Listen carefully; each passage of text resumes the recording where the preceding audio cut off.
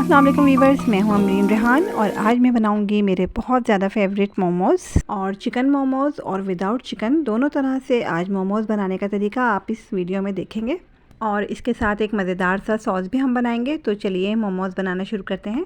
इसके लिए मैंने लिया है 1 कप मैदा। मैदे में हमें 2 टीस्पून ऑयल शामिल करना है और 1 टीस्पून हम इसमें नमक ऐड करेंगे और बस इसको अच्छा सा मिक्स करने के बाद इसमें थोड़ा थोड़ा पानी ऐड करके इसकी हमें एक डो तैयार करनी है।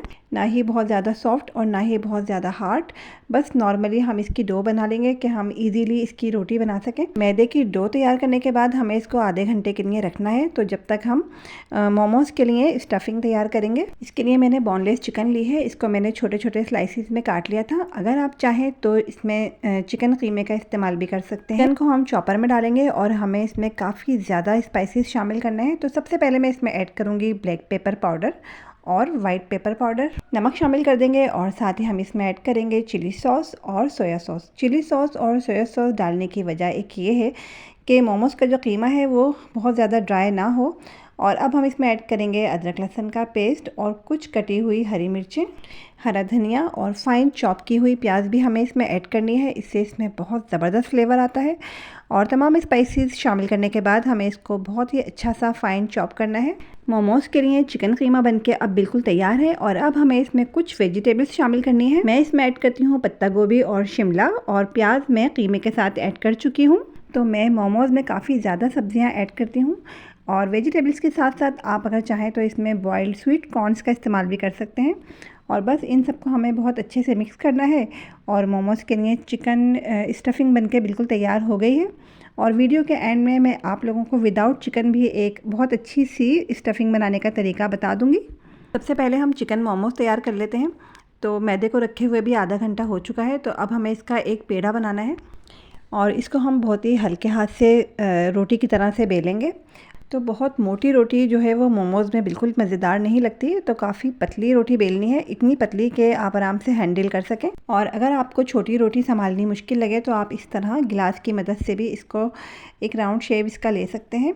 अब हमें इसमें स्टफिंग डालनी है, वो भी काफ़ी ज़्यादा, क्योंकि खाली खाली मोमोज़ मज़ेदार नहीं लगते। मोमोज़ के आप कोई से भी डिफरेंट शेप्स बना सकते हैं, जो भी आपको बनाने में आसान लगें और आपको अच्छे लगें। जो मुझे बनाने आते हैं वो आप स्क्रीन पे देख सकते हैं, क्योंकि मेरे पास भी बहुत ज़्यादा टाइम नहीं होता है। तो जो मुझे आसान लगते हैं वो मैं बना लेती हूँ। और सबसे ज़्यादा आसान मुझे ये पोटली वाला शेप लगता है, तो मैं ज़्यादातर यही बनाती हूँ। और इससे भी ज़्यादा आसान तरीका मोमोज़ बनाने का ये है कि आप इस तरह के मोल्ड्स यूज़ कीजिए। इससे तो बहुत ही आसानी से मोमोज़ बन के तैयार हो जाते हैं। और अब मैं आपको ये बताऊँगी कि मोमोज़ को किस तरह से स्टीम किया जाता है।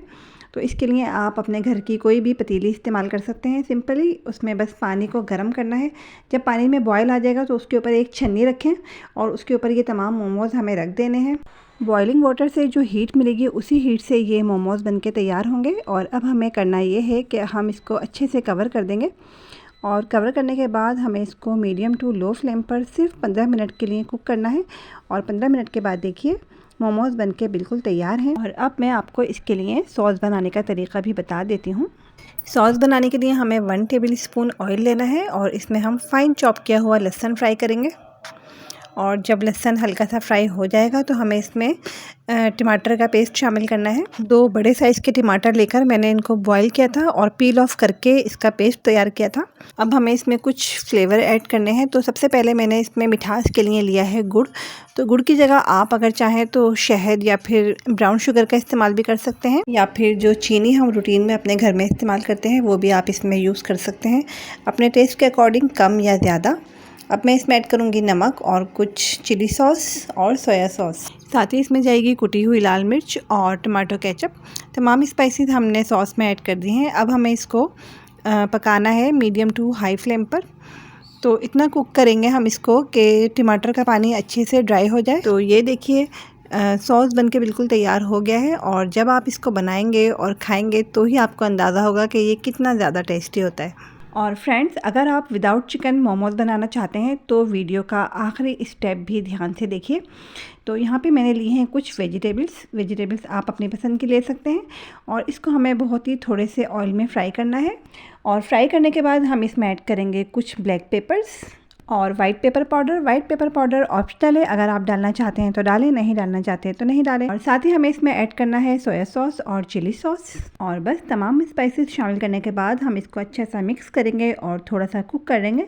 और कुक करने के बाद हम इसमें ऐड करेंगे एक फाइन चॉप किया हुआ बॉइल्ड एग और बस इसको अच्छा सा मिक्स करेंगे। और विदाउट चिकन बहुत अच्छी सी स्टफिंग मोमोज़ के लिए रेडी है। और फ्रेंड्स, आखिर में आपको मैं एक बात ये भी बता दूं कि ज़रूरी नहीं है कि हम मोमोज़ मैदे से ही तैयार करें। जो घर में रूटीन में आटा इस्तेमाल होता है उससे भी आप मोमोज़ बना सकते हैं। जो लोग मोमोज़ खाने के शौकीन हैं मेरी तरह, वो हर तरह से मोमोज़ बनाकर खाएंगे, क्योंकि अगर हेल्थ के पॉइंट ऑफ व्यू से देखा जाए तो तेल में डूबे हुए पकोड़ों और समोसों से कहीं ज़्यादा बेहतर मोमोज़ होते हैं। तो फ्रेंड्स, अगर आपने यहाँ तक वीडियो देखी है तो चैनल को सब्सक्राइब करना और वीडियो को लाइक करना बिल्कुल नहीं भूलिएगा। अल्लाह हाफिज़।